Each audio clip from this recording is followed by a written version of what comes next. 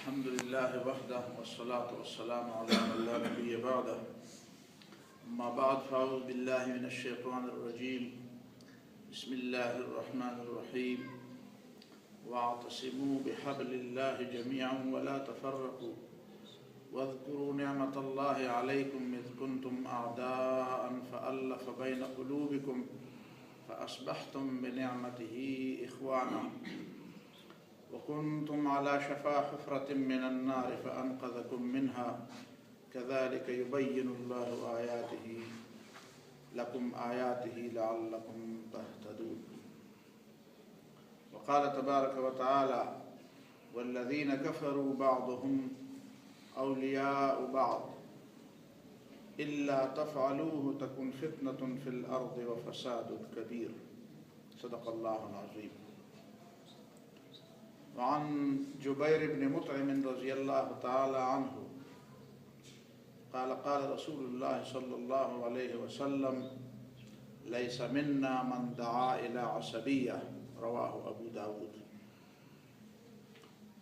محترم حضرات، سورہ آل عمران اور سورہ الانفال کا ایک حصہ میں نے تلاوت کیا اور ایک حدیث جو رسول اللہ صلی اللہ علیہ وسلم کی حضرت جبیر بن مطعم کی روایت سے تھی.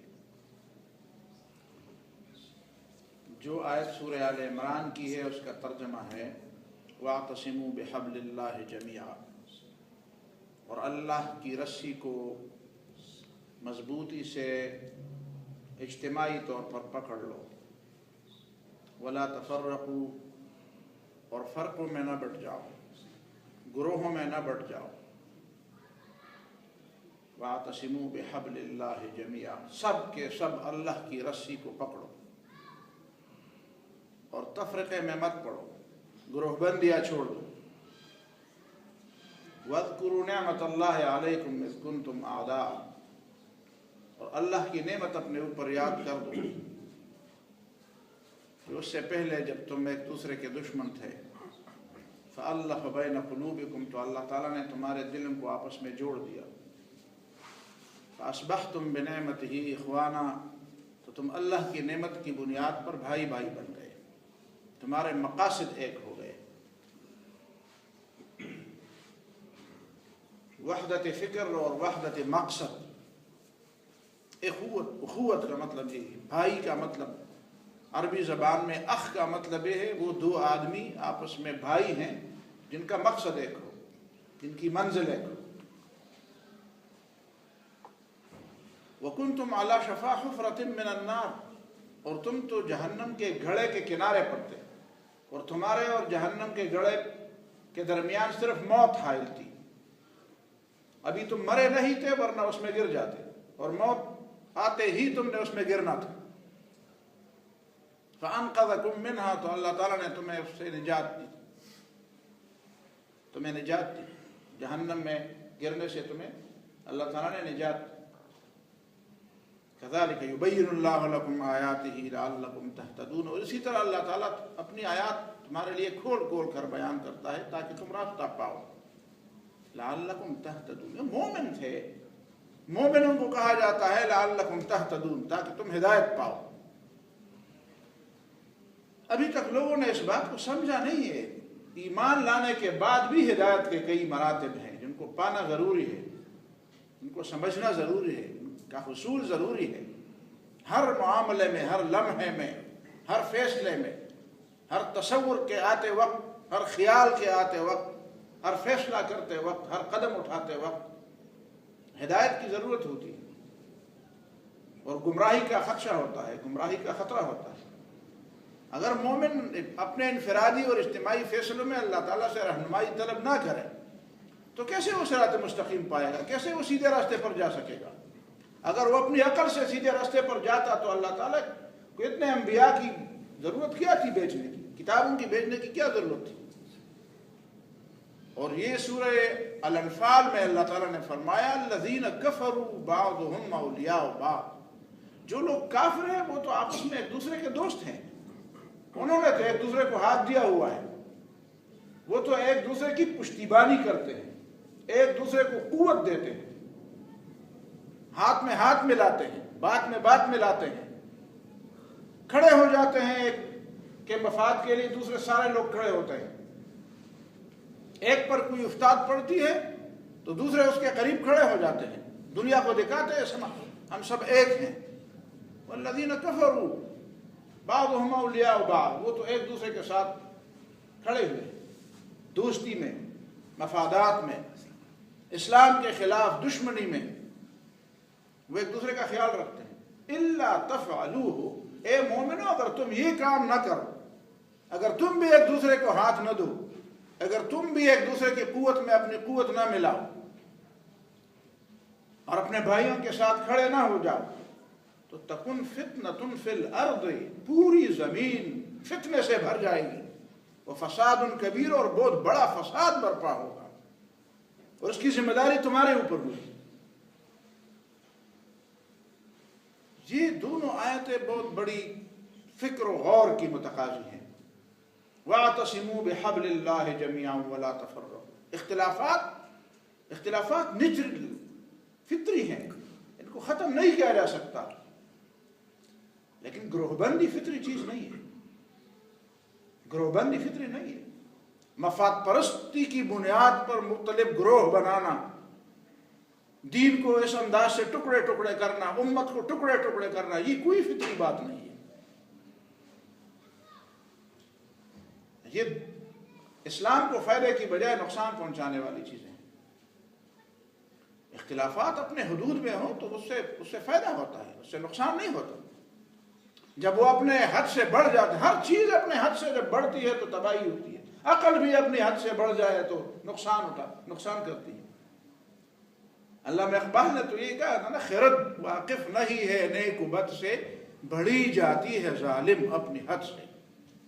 عقل میں مشکل یہ ہے کہ وہ اپنی حد پہ نہیں رہتی اور انسان کو پھر گمراہ کر دیتی ہے۔ عقل کتنی اچھی چیز ہے، لیکن اسے بھی حدود میں ہونی چاہیے۔ ہر چیز، میٹھی چیز بھی اپنی حد میں ہونی چاہیے۔ اتنی میٹھے نہ کھاؤ کہ پھر تمہیں میٹھے سے پھر بند کیا جائے گا، نہیں تم مزید نہ کھاؤ، بس تم نے اپنے حصے کا کھا لیا ہے، بس دوسروں کا حصہ اب نہ کھاؤ۔ تو اختلافات اچھی چیزیں ہیں، یہ زندگی کی علامت ہے۔ قبرستان میں اختلاف نہیں ہوتا، زندوں میں اختلاف ہوتا ہے۔ زندگی کی علامت ہے، سمجھ کی علامت ہے، آزادی کی علامت ہے، آزادی کی علامت ہے۔ آپ چھین نہیں سکتے لوگوں سے اختلاف کرنے، لیکن ان کو حدود میں ہونا چاہیے۔ ہمارے ہاں لوگوں کو سمجھے، جب یورپ میں نیشنلزم عروج پر تھا تو ہمارے مسلمانوں نے بھی نیشنلزم سیکھ لیا ان سے۔ چھوٹی چھوٹی ریاستیں ہیں اور ہر ایک اپنی الگ قوم بنی ہوئی ہے، اتنی ہے کہ آدمی غلیل میں تیر رکھ لے تو ایک سرے سے دوسرے سرے تک وہ پہنچ جاتی ہے۔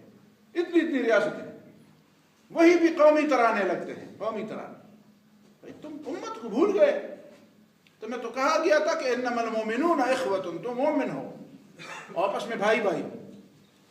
دشمن نے ہمیں ٹکڑوں میں تقسیم کر دیا، ہر ایک کے مفادات الگ ہو گئے، ہر ایک کی خارجہ پالیسی الگ ہو گئی، ہر ایک کا نظریہ تعلیم الگ ہو گیا، ہر ایک کا نظریہ سیاست و ریاست الگ ہو گیا، اور ان کے پھر مزے ہو گئے، ٹکڑوں میں تقسیم کر کے وہ ہمارے اوپر پھر راج کرنے لگے۔ ان کا نظام تعلیم، ان کا نظام معیشت، ان کا نظام سیاست، ان کا نظام حکومت، وہ ہمارے لوگوں کے دماغ پر سوار ہو گئی۔ تو قرآن کا پیغام ہے وَاعْتَصِمُوا بِحَبْلِ اللَّهِ جَمِيعًا وَلَا تَفَرَّقُوا۔ فرقوں میں نہ بٹ جاؤ، فرقوں میں بٹو گے تو جہنم میں، دنیا میں بھی تباہ ہو جاؤ گے۔ وَكُنْتُمْ عَلَى شَفَا حُفْرَةٍ مِّنَ النَّارِ، جہنم کے قریب ہو جاؤ گے، جہنم کے گڑھے کے قریب ہو جاؤ گے، موت آتے ہی تم اس میں گر جاؤ گے۔ تمہیں پتہ ہے، لوگ کہتے ہیں یہ وقت کا تقاضا ہے، اتفاق و اتحاد وقت کا تقاضا ہے۔ یہ انتہائی گمراہ کن لفظ ہے، انتہائی خطرناک اور گمراہ کن بات ہے جو کہتے ہیں وقت کا تقاضا ہے۔ قرآن کا تقاضا ہے، ایمان کا تقاضا ہے، اللہ کا حکم ہے۔ اللہ کا حکم وقت ہی ہوتا ہے۔ وقت کا تقاضا ہے جی خدا کی طرف لوٹا جائے۔ اچھا، وقت کا تقاضا ہے، وقت اچھا ہوا تو پھر ہم شیطان کی طرف لوٹتے تھے۔ کون سی بات ہے؟ اتفاق اتحاد وقت کا وقت کا تقاضا نہیں ہے، یہ وقتی پالیسی نہیں ہونی چاہیے، یہ ایمان کا تقاضا ہے، یہ اللہ کا حکم ہے۔ اللہ نے نہیں فرمایا کہ جب تمہارے اوپر برا وقت آ جائے تو اتفاق و اتحاد قائم کر لو، اور برا وقت ٹل جائے تو پھر جس طرح جنگل میں کبھی سیلاب آتا ہے تو جنگل کے سارے جانور ایک بڑے پتھر پر جمع ہو جاتے ہیں، شیر بھی ہوتا ہے، گیدڑ بھی ہوتا ہے، لومڑی بھی ہوتی ہے، مرغا بھی ہوتا ہے۔ جب سیلاب کو دیکھتے ہیں تو شیر کو شیر ہونے کا احساس نہیں ہوتا، وہ سیلاب کو دیکھ کر سہما ہوا ہوتا ہے۔ گیدڑ کو اس کا احساس نہیں ہوتا کہ میرے قریب مرغی بھی ہے، شیر کو اس احساس نہیں ہوتا کہ میرے قریب بکری بھی ہے، اور بکری بھی سیلاب ہی کو دیکھتی۔ تو جب سیلاب تھم جاتا ہے تو ابھی ایک دوسرے کو دیکھ کر شیر کو شیر ہونے کا احساس ہوتا ہے کہ اچھا میں تو شیر ہوں اور میرے قریب بکری کیوں ہے، اور پھر گیدڑ کو بھی خیال آتا ہے کہ میں تو گیدڑ ہوں، میرے قریب یہ مرغی کیا کرتی ہے، تو پھر شیر بکری پر غرانا شروع کر دیتا ہے اور گیدڑ مرغی پر غرانا شروع کر دیتا ہے۔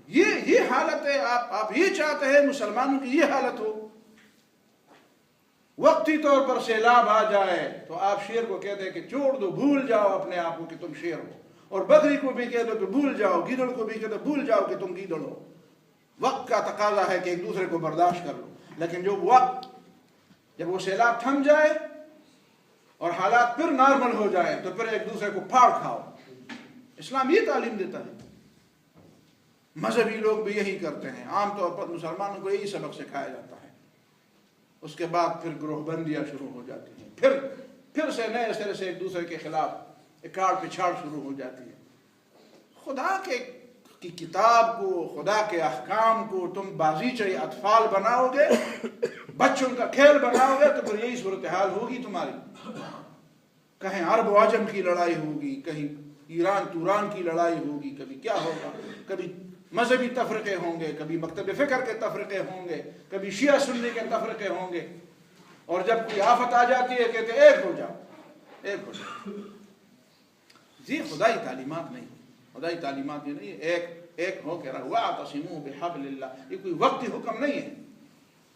اور جو قرآن نے فرمایا والذین کفروا بعضهم اولیاء بعض، جو کافر ہے وہ تو ایک دوسرے کو ہاتھ دیے ہوئے، وہ تو ایک دوسرے کو اسلام کے خلاف ہاتھ دیے ہوئے۔ الا تفعلوه مومنوں، اگر تم یہ نہیں کرو گے تو تکن فتنة فی الارض وفساد کبیر، زمین میں شرک و کفر کا غلبہ، تکن فتنة فی الارض، تم ایک دوسرے کو ہاتھ نہیں دو گے، تم ایک دوسرے کے قریب کھڑے نہیں ہوگے، پشتیبان نہیں بنو گے، ایک دوسرے کی قوت میں اپنی قوت نہیں ڈالو گے، تو فتنہ کا غلبہ ہوگا، جس فتنے کے غلبے کو ختم کرنے کے لیے اللہ نے جہاد فرض کیا ہے۔ وَقَاتِلُوهُمْ حَتَّى لَا تَكُونَ فِتْنَةٌ، لڑو ان کافروں سے، اور اسی لیے لڑو کہ فتنہ ختم ہو جائے۔ جس فتنہ کے ختم ہونے کے لیے تمہیں پیدا کیا گیا ہے وہی فتنہ تمہاری بے عملی اور بدعملی کی نتیجے میں پیدا ہو جائے گا، غالب آ جائے گا۔ وَفَسَادٌ كَبِيرٌ، اور پوری روئے زمین فساد سے بھر جائے گی، اور اس فساد کے ذمہ دار تم ہوگے۔ صاف طور پر قرآن مجید کی ان آیات کا مطلب یہ ہے کہ اگر دنیا میں کوئی فساد برپا ہے تو اس کی ایک حد تک ذمہ داری مسلمانوں پر عائد ہوتی ہے، مسلمانوں پر عائد ہوتی ہے۔ تم نے کیوں اپنے آپ کو اس اہل نہیں سمجھا؟ جس خدا نے تمہیں قانونی طور پر اس دنیا کا امام بنایا تھا، کنتم خیر امۃ اخرجت للناس لتکونوا شہداء علی الناس، تمہیں تو امامت عطا کی گئی تھی۔ وَكَذَلِكَ جَعَلْنَاكُمْ أُمَّةً وَسَطًا، اللہ کے قانون میں تو تم امت وسط تھے، تمہیں تو پوری دنیا کے جو گروہ ہیں، جو مختلف گروہ ہیں، مذہبی ہیں، سیاسی ہیں، علاقائی ہے، نسلی ہے، زبانی، جس بھی رنگ میں ہے، وہ آپ کو تو ایک بہت بڑا مقام اور بہت بڑا منصب عطا کیا گیا ہے کہ لوگ اپنے اختلافات تمہارے پاس لائیں گے کہ جی ہم روس امریکہ لڑ رہا ہے، یہ آپ مسلمان ہیں، آپ فیصلہ کریں، آپ کے علم پر اور آپ کے دیانت پر اور آپ کے شہادت حق پر ہمیں اعتماد ہے، تمہیں تو یہ مقام دیا گیا۔ اب تم خون کے دستنگر بن گئے، اس فساد کے ذمہ دار خود تم بھی ہو۔ اور قرآن نے جو فرمایا وہ ایک دوسرے کو ہاتھ دیے، وہ ایک دوسرے کے پشتیبان ہیں۔ اسرائیل کو کیا پڑی ہے؟ وہاں پہ تو عربوں پر تو اس نے پورا روب جمایا ہوا ہے، اپنی تھانیداری جمائی ہوئی ہے۔ اب ہمارا اگر ہندوستان کی لڑائی تھی تو اس کا کیا کام تھا کہ وہ ادھر آتا؟ اس کو کیا تکلیف تھی؟ تکلیف اور نہیں ہے، وہ سمجھتا ہے کہ مسلمانوں کو سر اٹھانے کے قابل نہ بنایا جائے۔ یہاں پہ تھوڑی بہت غیرت ہے مسلمانوں کے اندر، اس کو جھکاؤ، ان کو زج کر دو، ان کو دیوار کے ساتھ لگاؤ، ان کی ہمت توڑ دو، ان کے حوصلے توڑ دو۔ یہ ہمارے حوصلے توڑنے کے لیے ہزاروں میل سے وہاں پہ آتے ہیں، اور مسلمان سویا ہوا ہے۔ مسلمان کو ہاتھ نہیں دیتا۔ قرآن نے غیرت دلا کر ہمیں سمجھا، غیرت دلا کر۔ کافر تو ایک دوسرے کو ہاتھ، ہمارے یہاں کچھ دیکھتے ہیں، ہم نے پوری دنیا کا ٹھیکہ نہیں لیا ہوا ہے، ٹھیکہ نہیں کہ ہم فلسطین کا مسئلہ بھی حل کریں گے، ہم چیچنیا کا مسئلہ بھی حل کریں گے، ہم برما کا مسئلہ بھی ہم۔ تو اسرائیلیوں نے تو ٹھیکہ لیا ہوا ہے، تمہیں پتہ ہے یہودیوں نے ٹھیکہ لیا ہوا ہے، یہودیوں نے تو ٹھیکہ لیا ہوا ہے، وہاں تو عربوں کو بھی قابو کر رہا ہے، ترکی کو بھی قابو کرنے کی کوشش کر رہا ہے، اور تمہیں بھی دباؤ میں لانے کے لیے کوشش کر رہا ہے۔ تمہیں غیرت نہیں آتی؟ تم کہتے ہو ہم نے ٹھیکہ نہیں لیا ہوا ہے۔ قرآن کا یہ انداز بھی ہے، یہ انداز بھی قرآن کا ہے کہ مسلمانوں کو غیرت دلائی جائے۔ آپ کو یاد ہے علامہ طنطاوی کی ایک کتاب ہے قصص من التاریخ، تاریخ کے چیدہ واقعات، اس میں انہوں نے ایک واقعہ لکھا ہے کہ جب صلاح الدین ایوبی نے فلسطین کو فتح کیا، اس کے 20 سال بعد پھر یہودی عیسائی بیدار ہونے لگے کہ چلو صلاح الدین تو وفات پا گیا ہے، اور انہوں نے مسلمانوں سے کچھ علاقے چھین بھی لیے، اور قریب تھا کہ مسلمان ڈر رہے تھے کہ فلسطین ہم سے 2 دہائیوں میں واپس نہ لے جائے۔ یہ کیا صورتحال بن گئی؟ تو آپ حیران ہو جائیں گے وہاں مسلمانوں کو غیرت دلانے کے لیے کیا ہوا۔ مسلمان خواتین میدان میں آ گئی، خواتین، انہوں نے سوچا کہ یہ مسلمان تو بڑے بیکار بنے ہوئے ہیں، ان کو تو غیرت ہی نہیں آتی، ان کو تو غیرت نہیں آتی۔ مسلمانوں نے قبلہ اول دوبارہ لینے کے لیے 90 سال تک لڑائیاں لڑی، اور یہ 20 سال میں ہم سے قبلہ اول پھر واپس لیں گے۔ انہوں نے سوچا ہم کیا کر سکتے ہیں۔ درمیان میں کسی نے مشورہ دیا، اور اس مشورے پر سب نے عمل کیا۔ اس طرح کرتے اپنے سارے بال کٹواتے ہیں، اور ان کو مسلمانوں کا ایک خطیب تھا اس زمانے میں، یوسف نام تھا اس کا، امام ابن جوزی کا نواسا تھا، یوسف ابن جوزی کے نام سے مشہور، یوسف اس کا اپنا نام۔ وہ دمشق کی جامع مسجد کا خطیب تھا، بڑا شعلہ نوا خطیب تھا۔ انہوں نے سوچا کہ ہر ایک کو بھجوانے کے بجائے اس ایک آدمی کو یہ بال اپنے بھجواتے، اس کے ساتھ ایک چھوٹا سا رقعہ لکھا کہ ہماری سمجھ میں آتی ہے یہ بات کہ مسلمانوں کے گھوڑوں کے لیے شاید لگامیں نہیں ہے، ورنہ مسلمان تو بھی ہیں اور مسلمانوں کے پاس گھوڑے بھی ہیں، لیکن شاید مسلمانوں کے گھوڑوں کے پاس لگامیں نہیں ہیں، تو ہم نے اپنے بال آپ کو بھیجے ہیں تاکہ آپ مسلمان اس اپنے خواتین اور بچیوں کے بالوں سے گھوڑوں کی لگامیں بنائیں، اور ایسا نہ ہو کہ آپ کے گھوڑوں میں لگام نہ ہونے کی وجہ سے دشمن یہود اور عیسائی ہم سے فلسطین پھر واپس کبھی لے لیں۔ اچھا، جب ایک دفعہ تو اس کے ہاتھ میں یہ بات آ گئی، وہ اس کا گچھا لے کر، وہ جمعہ کا دن تھا اور ممبر پر چڑھ گیا، ہزاروں لوگ اس کی تقریر، ان کے جو نانا تھے امام ابن جوزی، وہ ایک خطبہ دیتے تھے، ہزاروں لوگ کلمہ پڑھتے تھے، مسلمان ہو جاتے تھے، ہزاروں لوگ گناہوں سے توبہ طائب ہو جاتے تھے۔ عظیم خطیب تھے، عظیم مصنف تھے، یہ ان کے نواسے ہیں یوسف۔ اور ایسے شعلہ بیان کہ ایسی گرمائی لوگوں کے خون کو ایسا گرمایا کہ ہر جگہ پہ اس کی تقریروں کا چرچا ہوا، اور مسلمانوں نے قسم کھائی، اور ایسے جود و جذبہ سے پھر، اور عیسائیوں کو ایسی شکستیں دی تھی کو بھول گئے۔ 1917 تک وہ اس بات کو بھول گئے کہ ہم مسلمانوں سے پھر واپس لے لیں گے قبلہ کہیں۔